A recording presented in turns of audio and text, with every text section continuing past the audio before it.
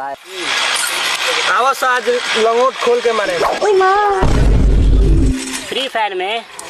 ओ हे ससुरा सन के देख ले, दिन भर काम धाम बा ना, बाप मातारी खोजत बा ना, आके पोखरा पर फ्री फायर खेलता तनिए के ठीक बा।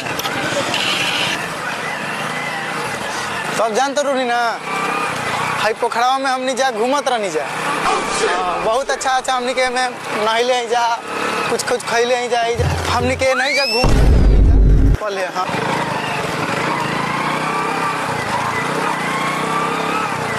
कौना जगह के माल हियो रे? का जाने यार, पता लगाए के पड़ी एकरा बारे में। ये गांव के ना, हाँ। ये तो गोवा के माल बिहार में करती है। गाँव जाके ए ई माल ना, ई रसियन माल लागती है। रसियन माल हो को चाहे नेपाली।